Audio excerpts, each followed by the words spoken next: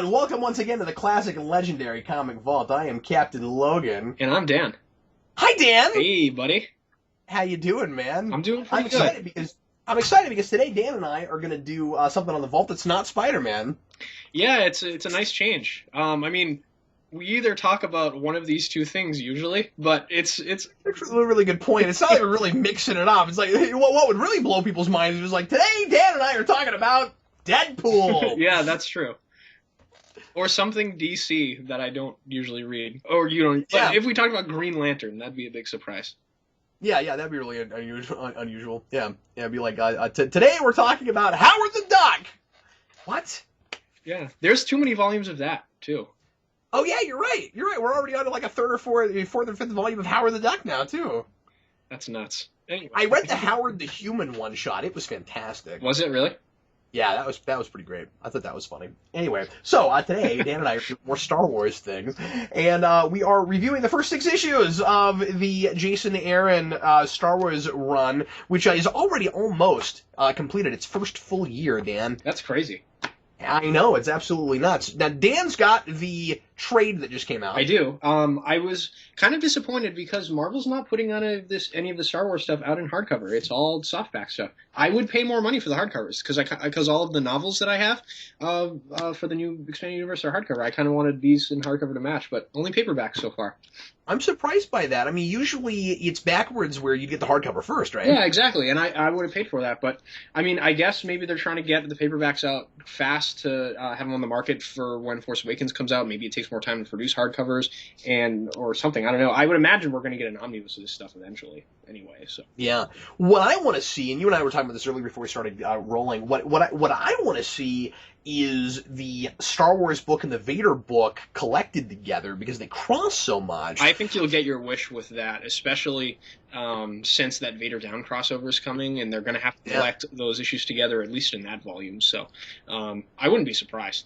Well, I assume that with Vader Down, the current both series are going to kind of converge real hard. All come to a head because Vader has diverged quite a bit and run off with itself and gone to some different places. I'm behind. I haven't read the last 2 or 3 issues of either of these. But anyway, but I would figure that it'd be cool to have a volume or a couple volumes. I guess that would be really thick, but it'd be cool to have a couple volumes that went back and forth between them up until you got to Vader Down. That would be really cool. I wouldn't be surprised if years down the line we get, Marvel Star Wars epic collections like they do with the Clone Saga and long stories like that. And like they're doing with the original Marvel Star Wars. That's very true as well. We should get our hands on that and review that at some point. I bet it's a really interesting read. I'd love to. Yeah. The art in those is really cool. Oh, yeah. Buscema worked on that for a little while.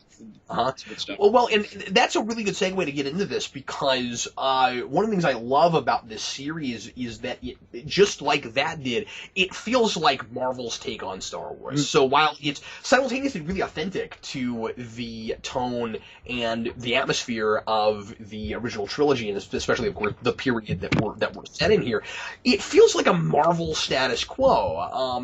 And it's difficult to explain what I mean by that. And of course, it reads more that way when you read both, when you got Vader too, because it just feels like a Marvel status quo where it's like we have this continuity in the status quo that goes through a number of different books and it keeps up with it real well.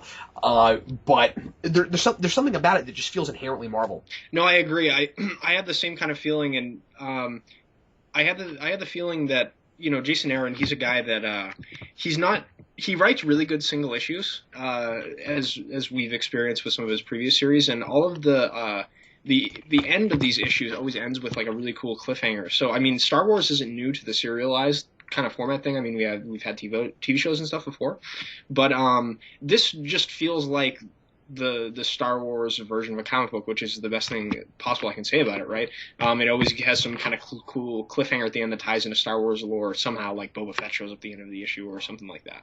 It's really cool. Yeah, that's a really good point. That the format of it's like Marvel superhero comics, but it doesn't read like superhero. It reads like Star Wars. So the format of it, the way it's presented, that's a good point. Yeah, and I really liked... And you get a lot of, like you said, big reveals at the end of an issue, but also they're almost always with a big full-page spread. Oh, yeah, exactly. And like Star Wars, we kind of opened most of the issues with an action set piece, or off to an action set piece. Like it's interesting. The first 3 issues or so of this are kind of one big action scene, but there's kind of breaks in between where there's a little quiet place, or we're on some sort of cliffhanger, and we have to wait till next week to find out what's going on. It's really well constructed in that way. I think it reads. I mean, I read it in trade, but I would imagine when you were reading it, it read really good in issues, or just as well as it did altogether at once. It's a wonderful thing to keep up with month to month. It's not difficult it's not hard to keep up with. Like, it's not hard to remember as much month to month as other things. For whatever reason, the Vader one has been more than the Star Wars one for me, but I think that's just because I'm so familiar with the period and the situations Right. with this, because we're filling in some, really clear periods where there's some stuff in this where you're like, oh, well, yes, of course that would have had to happen, but now we're just dramatizing it. Right. Whereas Vader is like a totally different ballgame. I mean, it is mostly a supporting cast of people that you've never seen before. A whole lot of I don't want to review that book right now, but a whole lot of foils for characters you are familiar with. There's like an evil C-3PO, and he's got his own supporting cast that's kind of like he's Luke Skywalker and he's got his supporting cast, but like they're all scary. And Oh, that's cool. I like that. and yeah, it's pretty neat. So I'm really looking forward to our talking about that book. And again, it crosses a ton with this. There are more than one place where you have a scene that sets up something that's in another book or is elaborated on in the other book. I'm glad they did it that way, because if you just read this, you experience Vader like you would in one of the Star Wars movies, where it's just he's a very distant character. He's kind of a just force of nature, where he comes and wrecks things and moves out of the scene when he's not needed anymore. And we check up on him whenever he's doing some sort of evil machination leading up to the next big sort of action set piece. And then so you're reading exactly what the movie's perspective of the main characters is like, and then the Vader book is kind of the flip of that, and we don't get that in very many things, because it's kind of hard to tell a story about a villain like that. Well, and that's what I love about it, because so many things, especially when you look at superhero things, you'll occasionally go check in with a villain. It always feels a little bit strange, because it's like, well, this is exposition we need, but then our hero doesn't have information that we have, and it's kind of breaking that rule of like, we know things that the protagonist doesn't know, and that's kind of weird. But then it's so much fun to watch a really evil, menacing villain do their villain thing behind closed doors, that you kind of want that sometimes. So the nice thing is, the Vader book is that, Mm-hmm. but with just all those scenes put in its own book, and then give him a character arc, and that's what I love about it. So it basically just takes those scenes that you would have in some other movie that's not Star Wars, because we don't do that much with Star Wars. Right. I guess the prequels do it more often, don't they? Where you do sometimes kind of go with the villains. Yeah, you do. You see the things that Palpatine's doing behind the scenes to manipulate the Clone War happening and things like that, and so you spend a little bit more time with them. Yeah, definitely. But I just think it's super cool to just take all those scenes and give it its own book. Oh yeah, it's really cool. I think Jason Aaron does a really good job with this, at least in the first 6 issues we saw here, of getting all the voices of the characters down. I think sometimes it's tough to write Luke right after A New Hope and have him be not seem like a whiny, unsympathetic kind of character, and I think he gets him down really well. He did a completely different take on him here than Brian Wood did, where Luke blew up the Death Star and he was really cocky about it, because he was like, "Oh, I just won. We just kind of took down the Empire." In Brian Wood's book, here he's much more conflicted. Because he blew up the Death Star, but he still doesn't have any sort of force training, and he knows that the main obstacle in the way of the Rebels winning is Darth Vader. Like, he's not going to be able to win without beating him, so he feels really inadequate. So it's a different take, but I like it, and it's kind of consistent with how Luke is in Empire. He's kind of in a similar place. This felt like the natural progression to me. I think part of the reason that that Luke's reading differently here from the way Brian Wood did it is just because of the situation that Aaron immediately puts him in. Right. Because now, I didn't read that book, but I'm assuming that Brian Wood didn't immediately have him fighting Darth Vader like he does here. No, he didn't. And you're right. And so he comes off from blowing up the Death Star, and he's not cocky, but he's of course happy about that. He's got to be elated. And then the very next thing that happens is they go to try to blow up a munitions base, and he has to confront Darth Vader, and he's not prepared. And I like that that it doesn't go to this like silly like really overzealous place, because I just think that Luke is smarter than that. You know what I mean? Where he wouldn't think that I blew up the Death Star, so now I'm going to be able to defeat Darth Vader in hand-to-hand combat. Like wouldn't it be really stupid if he was just or even sword to sword? Wouldn't it be really stupid if he was just like that kind of cocky? He'd be a cartoon character. He'd just like, look at me, I'm going to beat Darth Vader. No. So I really like that. One of the first things, and I think that my favorite thing about this first section of this book is Luke's gradual character arc, and he's just having no idea who he is and who he wants to be exactly. I just feel like it's so consistent with as you said, where he ends up in Empire, and this is a guy who is just wandering around literally aimlessly throughout space, trying to figure out who he is, and this is the guy who needs Yoda. Oh yeah, exactly. I mean, he had just finally found some sort of guiding figure in his life, and he left as soon as he showed up. So his aimlessness is very sympathetic, and I like that about him in this quite a lot. Well, because what I like about it is that he's not. You get a lot of kids who don't have any sense of direction, but seem like not self-aware about that. And Luke is frustrated by the fact that he's a typical teenager. Right, and he goes out and actively tries to find direction, which is the sympathetic thing about him, right? He goes. Yeah, exactly. Is that he's proactive. Yeah, exactly. So, I mean, it makes a lot of sense for him to go back to Tatooine and check up on Obi-Wan's things, which he does in here, and we find Obi-Wan's journal, which is going to be interesting to see what's in there besides, Yoda's on, David. Oh, no, but he finds out on an Empire, so, I mean, it's going to be something that we don't know. It's got to be something different, yeah. So that's... Although you'd think he'd write that in there. Yeah, I mean... You'd think that'd kind of be surprised when he says go to the Dagobah system in Empire, so, I mean... They don't explicitly say that Obi-Wan didn't say that in his journal, or Luke didn't read it or whatever, obviously, because it'd be really funny if he was just reminding him in Empire. He's like, by the way, it's called Dagobah. Yeah. Oh, okay, I'll head out there. I'm not going to pretend like I've read a lot of other Star Wars things with Luke Skywalker in them, but the few that I have, I've never had Mark Hamill's voice in my head the way I did with this, and I think I could say that about nearly every character. No, I agree, especially with Han and Leia as well. I thought Jason Aaron really gets the romantic tension between those two characters, and you can see why they like each other quite a bit, because Leia's kind of frustrated with the inaction of all of the other people around her. She's like, we got to save the galaxy. We got to go out and do something. She has the same sort of impulse that Luke has, right? Yeah. And Han's the only one that'll take her up on that offer, and that's why they connect on such a deep level. And I like that a lot. Well, initially she tries to get rid of him. Well, I mean, she does put a blockade on the parts so that Han will have to ask her permission so we can get the parts and fix a ship and leave. But she's like, I won't give you the parts till you come help me with this mission. And he's like, all right, fine. Yeah.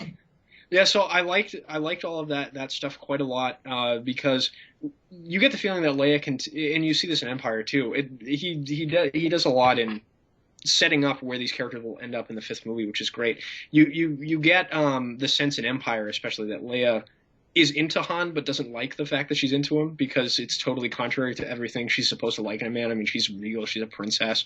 She's not supposed to be, seduced by this smuggler in a bottle of cheap wine like he tries to in here, right? Yeah. So I liked all the romantic tension between them quite a lot. It was good stuff.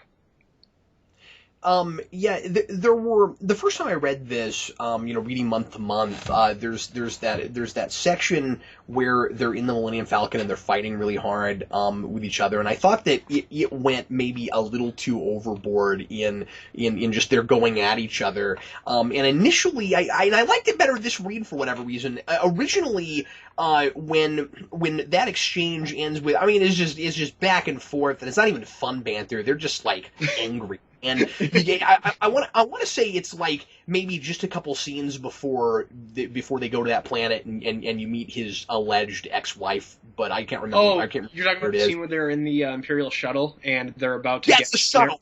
Yes. Yeah, they're about to get clearance from the TIE fighters, and Han grabs the controls and swerves away. I love that, but I feel like that's exactly what he would do. Yeah, it's exactly. I thought that was fantastic. Like she's trying to handle it diplomatically.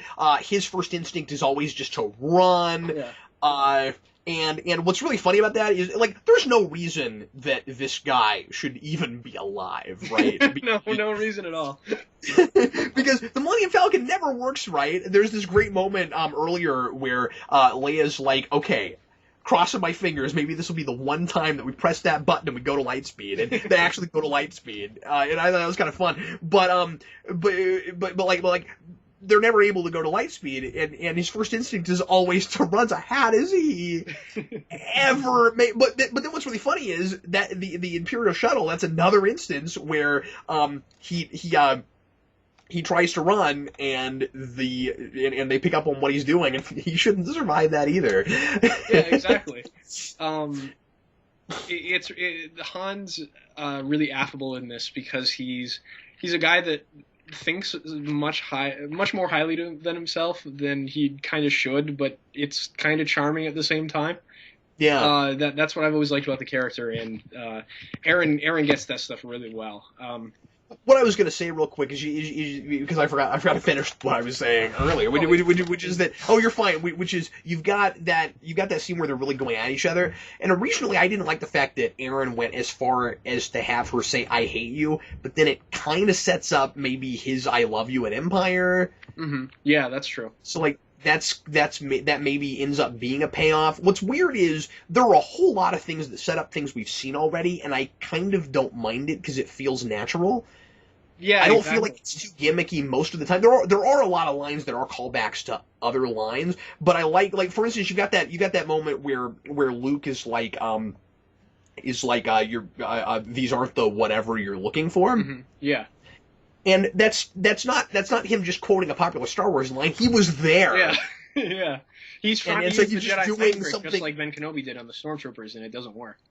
Yeah, he's learning something that from Ben and trying to do that again. So I mean, like you could read it as cute, or you could just read it as which is more the way I read it, as he's just following somebody's example. Right, and he does call back to the interesting thing about Boba Fett and Han Solo as kind of arch enemy characters is Han Solo is the guy with the most luck, and Boba Fett has none of it. Like, you know how you know how he gets killed in Return of the Jedi. That's something that is very contentious among Star Wars fans because he's the best bounty hunter in the galaxy. He gets killed by a blind guy accidentally.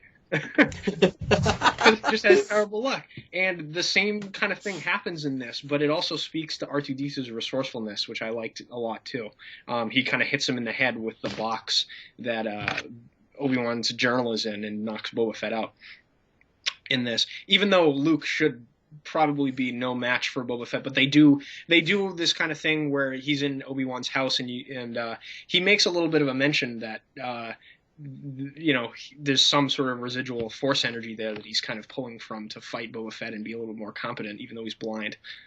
Yeah, but I would make also this argument, and you're right, that has to be in there or that scene doesn't work. Yeah. But I would also make the argument that if he could see, he'd have less of a chance. Well, that's exactly what Ben tells him in A New Hope when he has the blast shield on his face. And remember that we foreshadow it because we have him doing that exercise again. Yeah, he's fighting like 2 or 3 of the probe droids instead of 1 on the Rebel fleet right before the Rebel base, and they're or wherever he is, I forget, and so they're setting that up, and it's foreshadowing, and it kind of reads like the blast thing in the first movie is even foreshadowing this moment because he had no idea he was training for exactly the thing that would happen. Yeah, exactly. You're training for combat in general, and the whole point is to rely on other senses and rely on the Force. But then he actually has to fight a guy exactly that way, like with the blast helmet down. I thought that was really cool. No, it was really cool. Aaron just sets up a lot of cool things moving forward. I like how the opening action scene we have Luke on a speeder bike, just like he uses in Return of the Jedi too. There's a lot of things like that that link up. My favorite stuff with this was definitely the antagonists. I mean, we talked a little bit about Vader, but I just loved the way Jason Aaron handled Boba Fett in this. Like, it was so awesome. Because I knew you. When I read that, initially in issues when you weren't picking it up in issues, I was like, oh my god, Dan's gonna kind of lose it. yeah, because Boba Fett's one of my favorite things. I like him just about as much as Darth Vader. They're kind of my two favorite villain characters in Star Wars. And to see Boba Fett like being completely menacing, walking into a cantina, torturing people. He even tortures a small child and shoots him in the face after he's done torturing. That was nuts. Yeah, I believe you went that long. I found myself doing a double take, going that kid has to be older than he looks, and he's not. And I was like, wow, I can't believe he went that far. Something that I praised this for a lot when it came out is that overall, it kind of is kid friendly, except for maybe that moment. And then there's the moment with Han Solo's wife and the automatic turret that blows people's kneecaps off and things. Oh, yeah. That, like people's legs being severed from their knee at the knee. But other than those two things. Well, what I was going to say is, like it's for the most part gruesome in the way Star Wars was gruesome. Yes, you know what I mean? Right. Because I mean, like Star Wars is a thing where, and I mean, one of the reasons that we liked it so much when we were kids, and especially the kids that were, around, because we're kind of of another generation, but the kids that were around when it came out, it felt really edgy. It felt like a thing that you wouldn't usually get to see, that you wouldn't see on TV. But then it was made kid friendly because there are. Because there are consequences to the violence, and because you've got really good role models for children, so it gets away with that kind of stuff. I think for a lot of parents that wouldn't like anything that was more gratuitous, and this for the most part has that. Although there's more. There are a couple places where there's a little more blood than I would expect in a Star Wars thing. I would say that too. Especially. The scene just sticks out of my mind when those Rodians are getting their knees capped blown off. There's some green blood and stuff. When he says lips, I was like, oh my god. And then he's like, hold, and I'm like, those were shooting much faster than that before. Right? I thought it was really funny too. Like Jason Aaron, almost everything in this is kind of a callback. You can tell that he's a huge Star Wars fan. The fact that she's shooting Rodians in that, like Han Solo's ex-wife is murdering the species that Han Solo killed at the beginning of A New Hope when we introduced his character. So we introduced his wife by killing 3 of the aliens that Han Solo killed, and they also do mention that Han Solo was the one that shot at Greedo and murdered him first. It's like, yeah, right. That's awesome. Yeah, you gotta have that in there. Yeah. I thought that we're jumping around a lot, but first of all, let me just jump to the first issue for a second and say that when I first read this, I was blown away by the reverence for the material. And I mean, like, I've been reading this for several months now, so now I'm taking it more for granted. Every issue of Star Wars that comes out has a crawl. Yeah. Like anything with Star Wars on it that they put out has a crawl. But the first issue opens up and it immediately feels movie worthy because, well, I mean, like, if the art wasn't great and it wasn't wonderfully cinematic, then this would be this would be kind of a not as impressive way to open this, because you'd be like, oh, that wasn't epic at all, but you pop it up and open, and we use the first like 4 pages to do what the opening of a Star Wars movie is. Yeah, it's very cool. They do that in the trade, at least at the beginning of the first issue. We get that, which is cool. Yeah. You always get that. You only got that in the first issue, and then after that, there's a crawl at the beginning of each of them, which I really appreciate because. Month to month, it was really nice to be able to read the crawl and be like, oh yeah, that's where we are right now. And I mean, like it's funny because that just kind of takes the place of what a lot of comics do these days, which is they give you a first page that explains what happened last issue, and here it's just done like the Star Wars way. Star Wars is kind of tailor-made for this kind of format. I mean, the movies are called episodes, even though they're longer, right? Well, I mean, it's based on a serialized format in the first place. That's very true. Books. I mean, I've said for the longest time, Star Trek doesn't read real great in comics. Star Wars is perfect for comic books. Oh yeah, it's awesome, and it makes you realize why George Lucas had so wanted a Star Wars comic at Marvel in the first place. Like, he went to Stan Lee after the movie came out. Oh, I didn't know that. Yeah, he was like, I want to have Star Wars comics from your company. Because, I mean, we've talked about this before. I mean, there's obvious parallels between some of the characters and the Star Wars ones, right? Like Luke Skywalker, he's kind of a similar character to Spider-Man, personality-wise, and a lot of the other ones do too. But, yeah, man, I was just really impressed with all of it. I liked that each character has something to do in here. No one feels like they're just kind of idly standing around. Like, Chewbacca's off on his own mission in the first 6 issues of this. He was the one that was going to snipe Darth Vader, and he's off on his own now. And he's got C-3PO with him, like he does in Empire. I bet he's going to strap him to his back, all shattered like he did in Empire, which is going to be fun. Yeah, I was surprised by how much C-3PO got to do in the first issue. Yeah, exactly. And R2 is an integral part of the Boba Fett fight, so I was very impressed that Aaron found a way to work everyone into the story, because you don't want to leave any of these characters out. I mean, even the droids, they're really important. They're kind of the glue that holds all these movies together, if you think about it, right? Well, and the thing you got to keep in mind is that, again, it's filler stuff. We're filling in gaps between a couple of movies, and that can feel like kind of a money-milking thing where it's like, well, is there really any story there? Like, what is the point of doing that? But when you get to Empire, it sure feels like these people have gotten to do a whole bunch of missions together that we just haven't seen, and there are potentially little short stories in there for them to do. But then Aaron makes a great case for playing this up as an epic, like it's a film in between the films, as opposed to just a bunch of random short stories. Right. Because we don't in the movies see the moment where Darth Vader realizes that Luke Skywalker is Luke Skywalker. And it never even occurred to me that he just wouldn't know that automatically. That's very true. And it never really occurred to me, just watching the movies in sequence, like, is there a story as to how the rebels found Hoth and got a base there? I mean, they had to have been on the run from the Empire after they discovered they were on Yavin 4. I mean, they were about to blow that planet up with the Death Star when it was destroyed. So there's a lot of unanswered questions. I mean, I talked about this a little bit when I was reviewing the Brian Wood book with you, when we used to do the comic reviews. But once you really think about it, there is a lot of story missing between those two movies, and maybe even Empire and Jedi too. Yeah.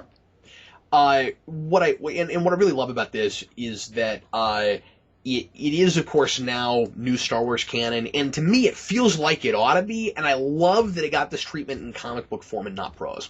No, I agree. I do like the Star Wars prose novels quite a lot, but for this stuff, that's the canon. And I might not say that if I read books and they were great, but I'm saying that having looked at this because, like I said, the art and where cameras are placed and stuff, it just looks authentic to that material and looks really cinematic. And the action is just absolutely thrilling.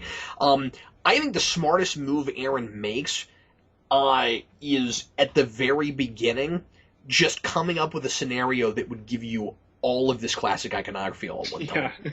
I think that's so smart. He says, what are we going to have our characters doing at the very beginning of this book? I know. We'll have them go try to blow up the biggest military base, the biggest military it's a weapons manufacturing complex, yeah. Yeah, so that we can show you everything you want to see, because they're building it all.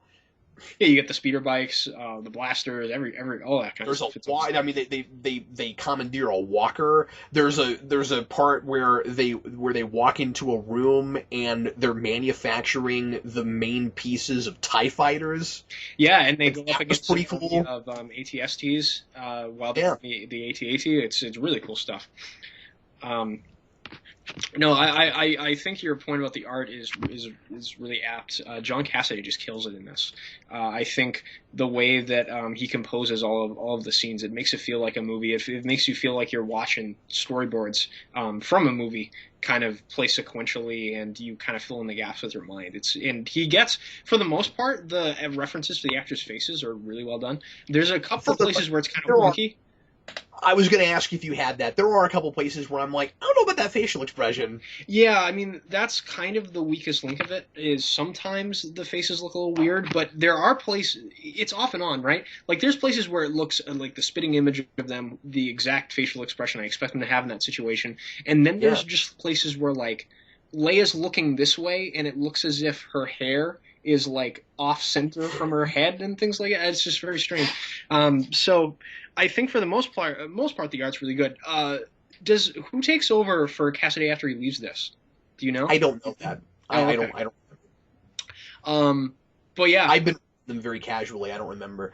But I think part of that might just be because, at least to me, it looks like there are places where it's trying to be photorealistic and other places where it's almost more cartoony. Yeah, that's true. Like, it kind of jumps back and forth between that. Like, if we have a big close-up on somebody's face, it's really detailed. Then we back off, all of a sudden people look a little bit more like cartoonish renderings. Yeah, and that's the thing with John Cassidy. Like, his art's really good, but he takes a long time because it's so detailed. Like, Whedon's X-Men took forever to come out because Cassidy was drawing it for so long. And I would imagine he couldn't stay on it. I mean, I would imagine Marvel knew that they were getting this license and were doing it way ahead of time. I can't even imagine how long in advance this was produced. But well, obviously, they had to have known. I mean, like, people who bought this had to have known that when he started that book, he wasn't going to be on it forever. You know, it wasn't going to be like, you know, a Capullo on Batman. You know, you're not going to get him for 40 issues. It's just not going to happen. Oh, definitely not. And I think, you know, it's really good to get him, an artist of his caliber, on at least the first arc. I would imagine they got someone just as quality to do the rest of the stuff, but I don't know. John Cassidy doesn't do a lot of work, and whenever he does, I like to take a look at it, even if it's not something I'm interested in, because I loved his work on Whedon's X-Men so much, and this stuff is just wonderful. Like at the end of what issue is it here? At the end of issue 4, when Boba Fett shows up with a full page spread, I was like, this is the coolest thing in the universe, right? I still find myself feeling like a giddy little kid as soon as Darth Vader does anything in this book. Like as soon as, I mean, this is a thing that, you know, we grew up with, we've seen it a million times. I don't know why it still excites us, but man, like he's got so much detail in the way, like, even like the red of the lightsaber bounces off of things and stuff. You just get really excited to see him pull out his lightsaber. Like, yeah, it's so cool. Darth Vader has this interesting kind of expression that isn't an expression that you notice when you see him in scenes. I was going to make the same point, yeah. Especially, I noticed the scene where the way Cassidy draws it is really well done. When Jabba the Hutt is kind of having a conversation with Darth Vader, and he's entertaining Darth Vader by, like, torturing animals. It's really creepy. Oh God, that was such a cool scene. Yeah, it was. And Jabba the Hutt's talking to him, and he's like, "Oh, you know, the Skywalker kid, you know, he's from not far away from here. Who'd think anyone important would come from Tatooine?" And it's just Darth Vader doesn't say anything. He's just staring off into the distance, and the two suns are kind of reflecting off his helmet, and you're like, that's Darth Vader emoting, you know, him not saying anything. Yeah, that was awesome. I love the way the way Aaron was writing Jabba the Hutt and gave him a little bit of depth. Yeah, where like he's, I mean, like somehow or rather, he manages to be the dominant force in a room with Darth Vader. It's amazing. Yeah, the power struggle between the two of them in that exchange is really interesting. Yeah, it's really tense, but he kind of wins the day. I mean, like when you get to the end of that scene and he says, and Vader's like, "We're gonna leave," and he's like, "No, you've got to stay and be entertained." There was no question in my mind that Vader stays. And then when he's still there and you look at it later, I'm like, I can't believe he got Vader to stay. That's crazy. Yeah, Jabba the Hutt played a real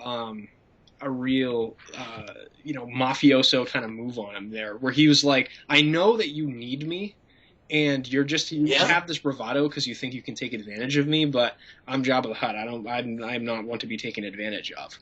Well, yeah, because this is how the Empire always operates. It's all about strong arming people and creating this this perception of menace and of intimidation, and even if they don't have the deal is the Empire always bluffs, I guess is what I'm getting at. If their hand has not even a pair in it, they're going to act like they've got a full house. That's how they operate. And that's what they do here. I love that line where Vader says when Jabba mentions something about the Death Star being blown up and the munitions base, and he says, "Oh, that's just conjecture and rumor." That did. Yeah, he said it was rebel propaganda. Yeah. Yeah, that didn't happen. And the way and I mean, I know that I'm reading this and it's not delivered, but the way Aaron writes, and I have this with a lot of Aaron stuff, it feels like I'm remembering a line delivery. I mean, like it feels like you can hear James Earl Jones saying it, right? Yeah, and so the way it feels like it's delivered there, it's like not even he's giving a fact, it's he's giving a position. Like the Empire's position is always and they actually have that with other things too, where there's positions before there's facts, because the Empire creates facts, and they don't even really make any bones about it, because they know that they're large and in charge. And so you've got that, I forget who it was, but you got that line where he's like we're not supposed to have this conversation. Oh, I think it was with Jabba too. Yeah. We're not having this conversation. You know, like it's always about what the position is, not about what the truth is. Yeah, Jabba the Hutt sees through his facade very clearly, and it's a very interesting conversation between the two of them for sure. And I love that. That was, the more I'm thinking about it, that was one of my favorite exchanges. I think maybe my favorite moment might be the creepy rat thing that always laughed in Salacious Crumb, yeah. And I didn't know it had a name. And, Yes. and Vader, it has a name. And Vader says, if you value that thing's life, you will not allow it to do that in my presence again. That was brilliant. Yes, it was. And all of that stuff parallels beautifully what happens with Luke in Return of the Jedi when he tries to kind of negotiate and have a power play with Jabba as well. Oh, I didn't think about that. It's the same kind of thing, yeah. Yeah, so it's really... And of course, he's really in over his head in that movie, right? He acts like he's, the most powerful man in the room, which he is, but he doesn't. He is physically, but not mentally. You got to put those things together. Yeah, I mean, he's not quite there. That's a place where he maybe actually is starting to get a little bit cocky, or you could read it as he has to act that way. Right. Yeah, I mean, it's really, really cool stuff. This first 6 issues, it's a lot of things are set up that are potentially really interesting moving forward. I like a lot of the individual scenes. And this isn't really a criticism, but it's because Star Wars is very action heavy, but it's mostly just action, and I'm kind of fine with that. I mean, there's not a ton of, deep character introspecting to sink your teeth into. I mean, there's stuff there. We talked about the power play between Jabba the Hutt and the interaction between those two characters. But the kind of refreshing thing about it is it's just kind of a fun action romp. Well, what I love about it is there's not any more of that than there is in the original Star Wars. Yeah, exactly. That's what I mean. Yeah. I mean, it's just so consistent with that material. It's also kind of ageless. Like, it doesn't read like 2014, 2015 Star Wars. It reads like it came out in 1978 with maybe a different kind of way of coloring it. Different art style or something, a more traditional panel layout, something like that, Yeah. But I mean, like there's nothing in the writing that's like, nobody would have written that 25 years ago, 30 years ago. I kind of wish someone would give Jason Aaron the chance to write a script for Rebels or something. I feel like he'd kill it. Yeah, I mean, I feel like Aaron could even, reading this stuff especially, could even potentially pen one of the spin-off movies. Pal. That would be awesome. Imagine if he did Rogue One and got to write Vader's dialogue in that'd be fantastic. And if anybody thinks I'm crazy for saying that, just keep in mind that he just wrote a pilot for the Southern Bastards show. And Chris Yost wrote the second Thor movie. I mean, comic book writers have come in and written some of these movies for Disney before. I mean, yeah, it's but I'm saying that been a bunch of them, but there is some precedence for it. Yeah, but I'm just saying that Aaron especially, he is a huge powerhouse right now in comics, and he's going to be doing a lot of screen. Just you wait. Like I see that coming. Also, thing we haven't talked about is that this sold a million copies. I think we should just mention that. Yeah, and it was the first thing in like 20 years to do that. It was a big freaking deal. You should have seen my comic shop because Jason Aaron lives out here. I know him, and he was he signed at our shop the week it came out. Oh my god! William probably ordered. I mean, I bet he ordered 1,000 copies. Like that's nuts, dude. I don't know that for sure. He ordered a lot of copies. No, I mean it's Star Wars. I can imagine it selling 1,000 copies. I just can't believe. I mean, like I know Star Wars is a big deal, but I can't believe it did that well. Me either. Especially, I mean, it's something about Marvel and Star Wars together, right? Because like the Dark Horse stuff, that's what it is. Well, but it never sold like that many units well. I mean, I don't know the facts off the top of my head, so I don't know this, but I can imagine that when Dark Horse originally got the Star Wars comic book license, like the first issue of Star Wars Legacy sold 1 million. I can't imagine that happening. Well, some of it is just the perfect time. It's a lightning strike, right? Exactly. You've got it coming out just a year before that new movie when this came out. You've got Jason Aaron, who's a big powerhouse over there, and has become increasingly more and more popular every month for the last few years. And they also just marketed it right. Oh yeah, definitely. I mean, it was everywhere. Especially, it's good to say that it's coming out right before the new movie, but especially since they're bringing the original cast back too, and like the cover is just all the characters you know and love from the original movies. Yeah, because it's that movie. It's not even that it's a Star Wars movie. You mentioned Legacy and stuff, but it's this movie. Right. Exactly. Yeah. Dan, anything else you wanted to say about these? Not that I can think of off the top of my head. I mean, I am just kind of giddy about it at this point. Maybe I've been a little scatterbrained. I'm sorry if I have been. But no, not at all. I just feel like I've been all over the place saying this is so cool. This is so cool. It's just if you're a Star Wars fan, you owe it to yourself to read this stuff. I've read this in the Princess Leia mini so far, and the Princess Leia mini I didn't like as much as the first 6 issues. I mean, we should review that at some point. Because it's cool. But I've read those two things, and I'm thoroughly impressed with what Marvel's doing with Star Wars, and I haven't read Vader yet, and people say that's the best thing in the world. Well, just wait. That's my favorite thing right now. It's fat. And everyone that I talk to says that's the best Star Wars thing being published. And when you get into Vader, it is denser, and we will have a little more to say about that over this stuff, because it does get into some really, really fascinating like ideology stuff. Is it about the Sith and his personal philosophy, stuff like that? Yeah, and like he's got a protege in that who believes in serving the Empire even to the point of her own death, but she has a really fascinating backstory as to what led her to that and why she does that. And she intentionally treats herself as Vader's pawn, but is like really honored to get to do that. And, like, it's fascinating. That's cool. See, I've always found the bad guys in Star Wars really interesting because they're so outwardly evil, but they all have some sort of motivation in arriving at that position. So examining the backstory of the Sith and the Empire and things like that is fascinating to me. And a lot of them weren't necessarily always that way. Yeah, exactly. They're almost always tragic figures. There is a moment we forgot to bring up, and I'm not going to have anything to say about this except wasn't that cool, but I just wanted to mention this really, really quick. But, like, Star Wars was like that, too, yes, right? Like, you leave a Star Wars movie, like, that was cool. There's this, I could not believe that he had Vader lose his helmet. Yeah, that was really cool. I thought that was neat. Especially since, because whoever found it, none of the stormtroopers know what's under that helmet, and one of them gets to see it, and he's horrified. Oh, there were some Not So Stormtrooper in this. Yes, there were.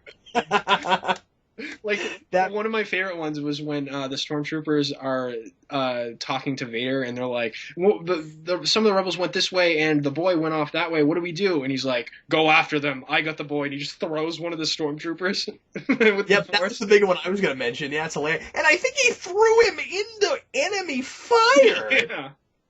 Like, you've got all these laser blasts coming out this way, and he just throws them right into it. It was really funny. Well, anyway, everybody, thanks as always for watching. We sure appreciate it. And Dan and I will come back to you in the not-too-distant future to talk about Vader, and we'll do the Leia mini. And I don't know what else there. I've already done Shattered Empire solo. I should have waited for you on that, but I already did that. Oh, no, that's cool. I mean, I think the next thing after that is probably Lando. Yeah. So we can review that, and then of course the volumes of the ongoing series moving forward, and Chewbacca when that hits trade as well. Yeah. I read the first issue. I don't know if I'm going to buy the rest of that book, but I might. Yeah. If the Chewbacca trade has a code, I haven't even investigated. Oh, okay. Well, I guess I'll be able to read it anyway we do it. That's good call. That'll work. And then I don't know if you're going to get the Kanan book.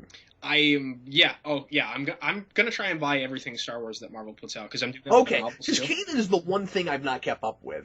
Yeah, it was written by Wiseman, at least the first couple issues, I think. So I'm kind of interested to see how it is. I hope he gets to delve into his character a little bit more. I just forgot to keep getting it, and then a couple issues went by, and I just haven't kept getting it. That's fair. I mean, there's so much stuff coming out. I can't imagine. Yeah.